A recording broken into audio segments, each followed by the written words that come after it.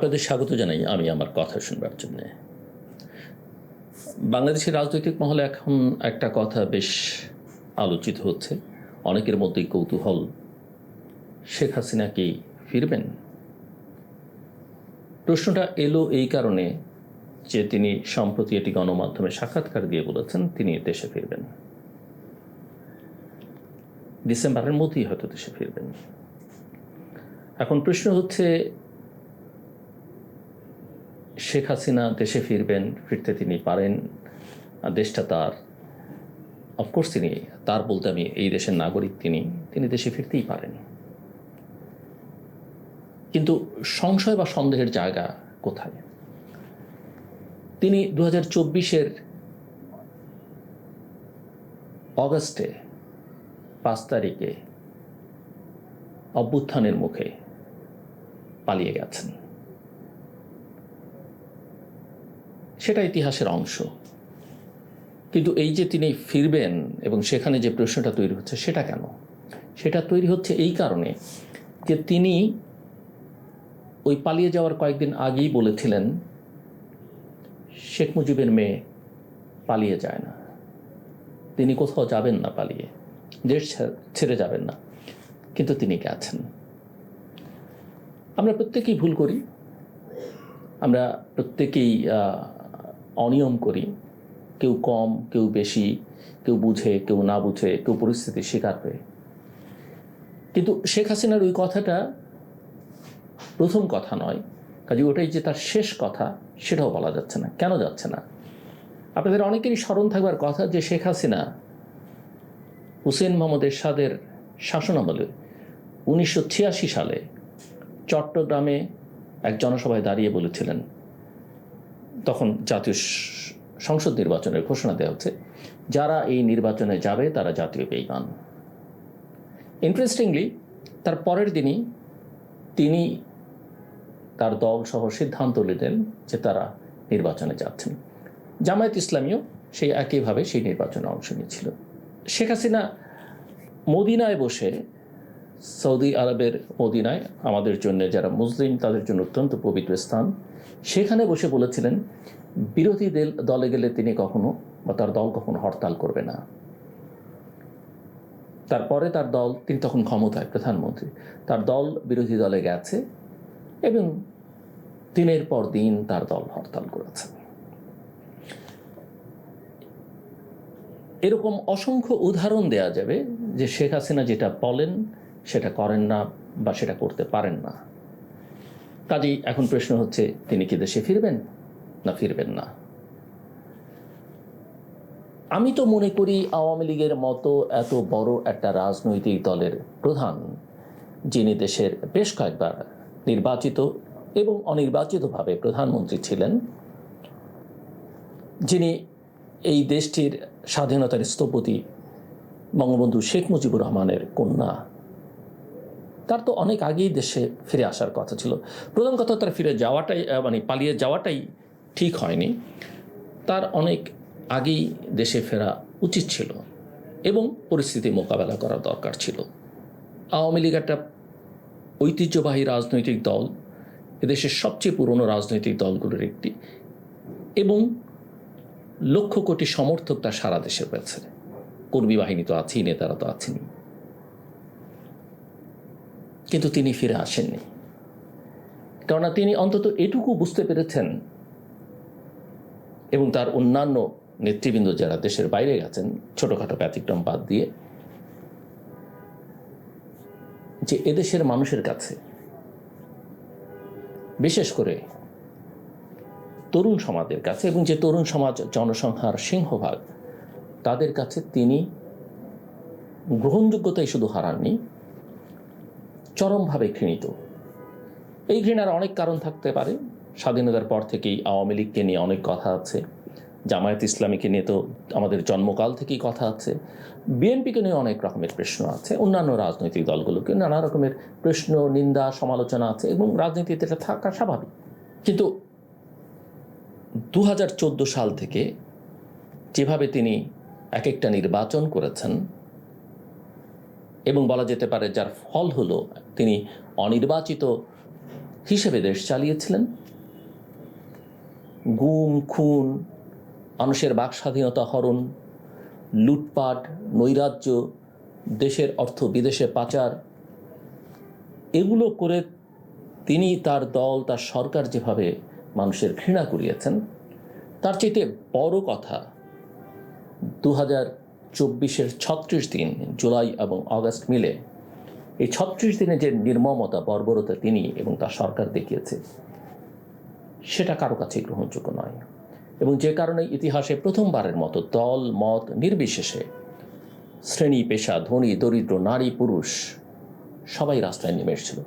এমনকি আমরা এটাও দেখেছি, আওয়ামী পরিবারেরও অনেকে রাস্তায় ছিলেন।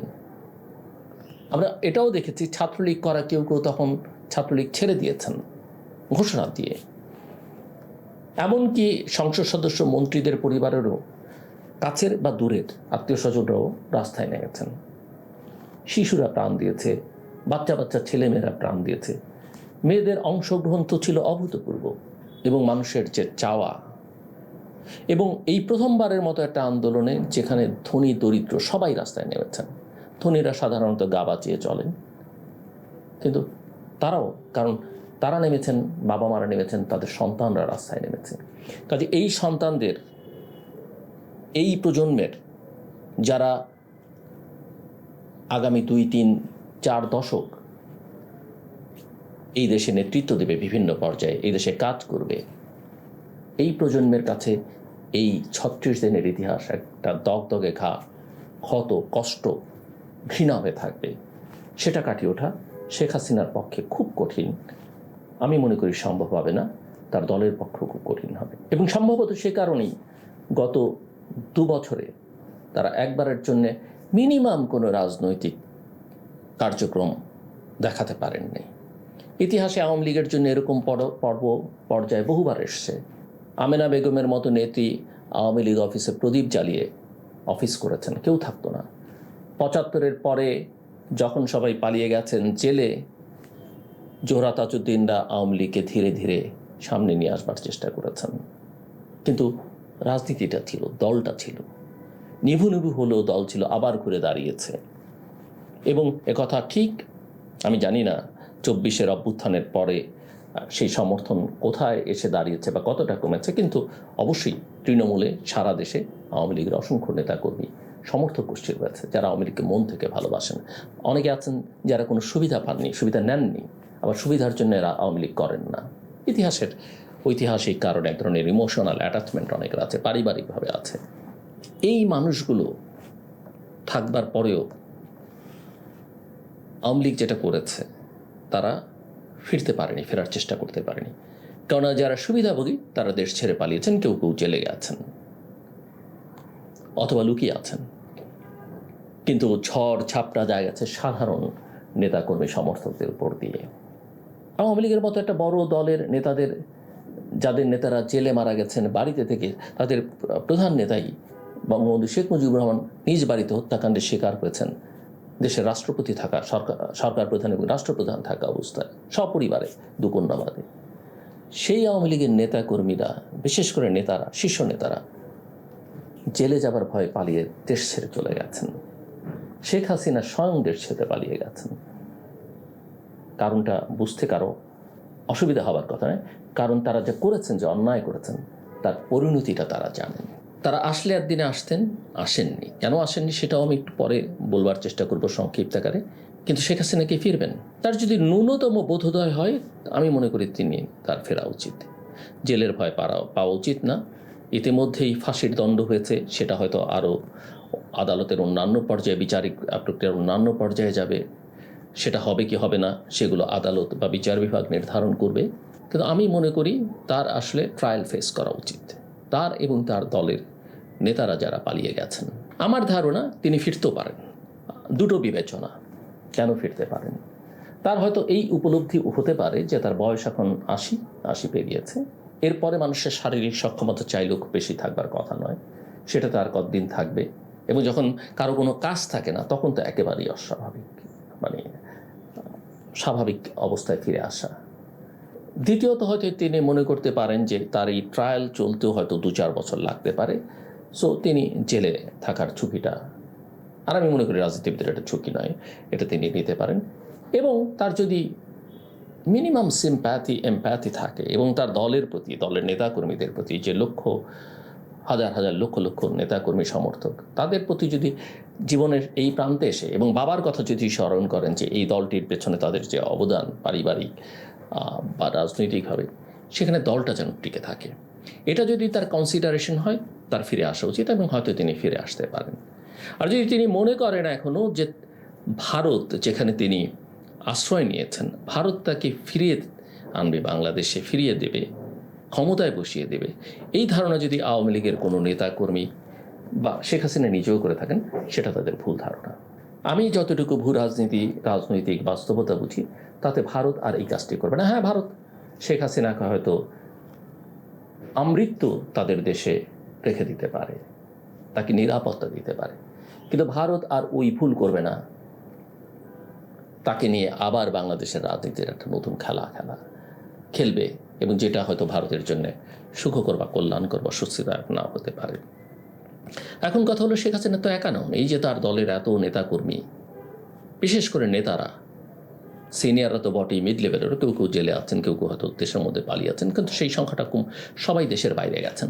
আপনি ব্যাংককে হাঁটবেন, আপনি সিঙ্গাপুরে হাঁটবেন রাস্তায়, আপনি আমেরিকায় যান, নিউ ইয়র্কে যান, আমেরিকার অন্যান্য স্টেটে যান, লন্ডনে যান, প্রচুর আওয়ামী লীগের নেতা যারা মন্ত্রী ছিলেন তাদের পাবেন। প্রশ্ন হচ্ছে, তারা সেই সব দেশে সপরিবারে অস্ট্রেলিয়াতে যান, কানাডাতে যান, যে জীবনযাপন করেন বা থাকেন, বা মাসের পর মাস, বছরের পর বছর যে থাকতেন, এই অর্থ কোত্থেকে আসে? এই প্রশ্ন তো তোলাই যায়। আমি শেখ হাসিনার কথা বাদ দিলাম, তিনি ভারত সরকারের আশ্রয়ে আছেন, বাকিরা অর্থটা কোথায় পান?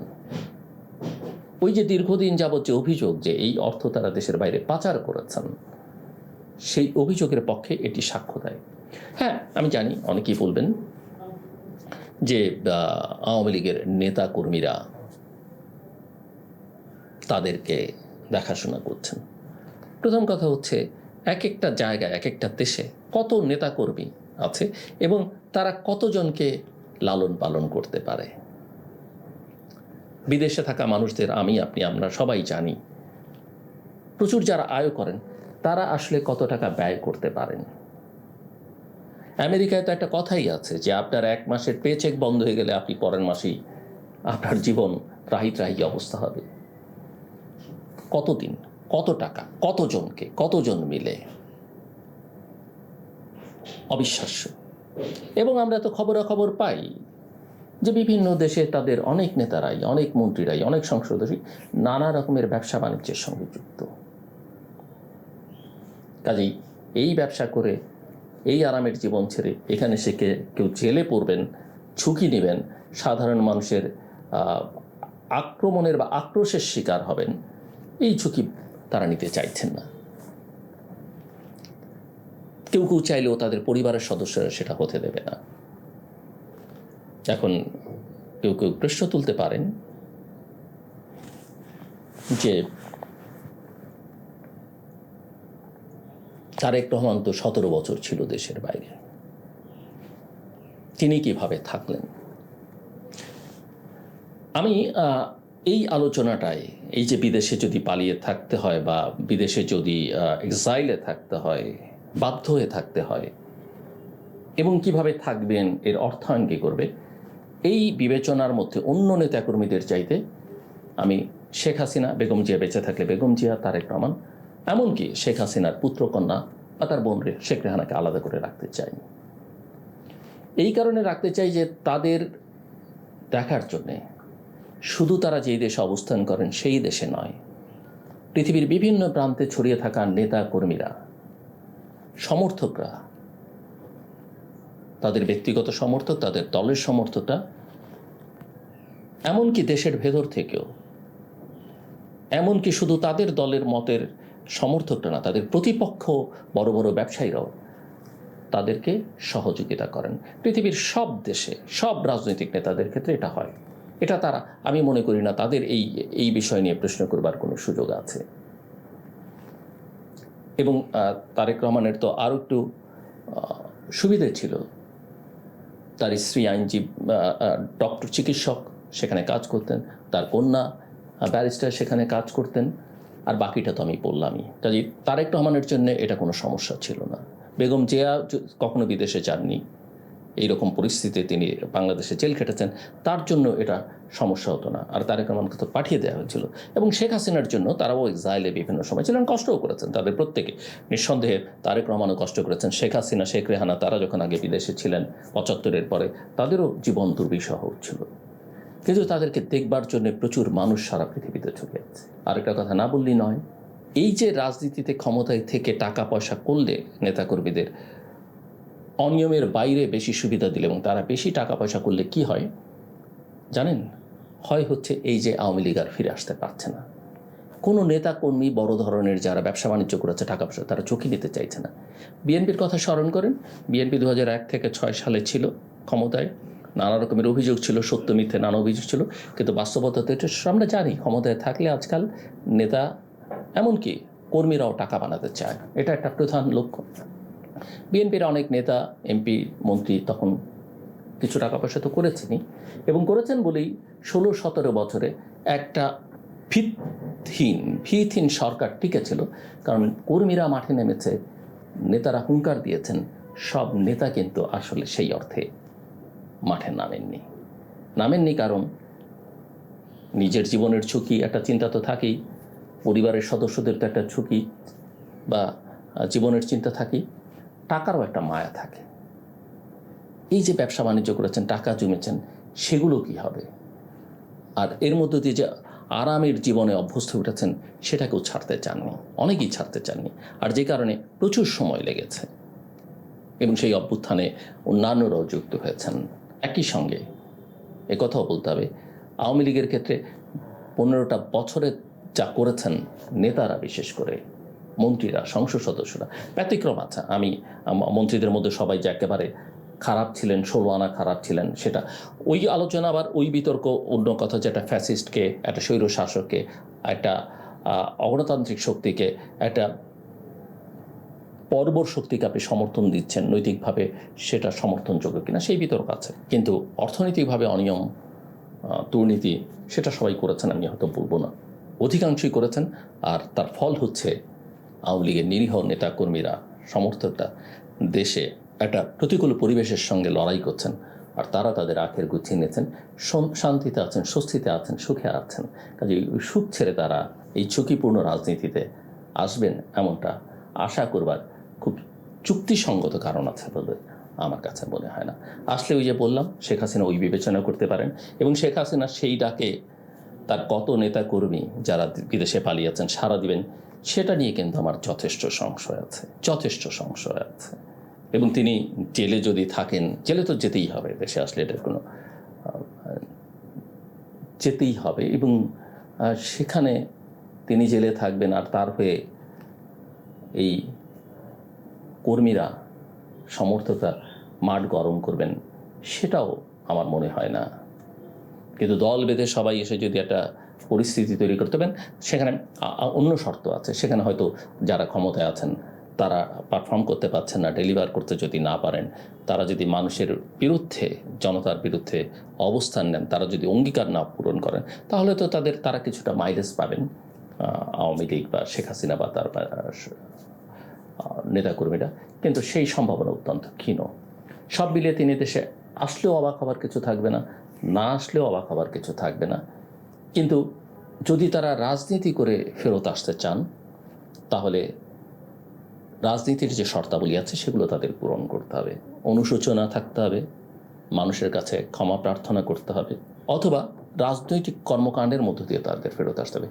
রাজনীতির বাইরে অন্য কিছু করবার চেষ্টা করলে সেই ক্ষেত্রে তারা খুব বেশি সুবিধে পাবেন বলে আমার কাছে মনে হয় না। আমার কথা শুনবার জন্য অসংখ্য ধন্যবাদ। আপনাদের সবার জন্য শুভকামনা।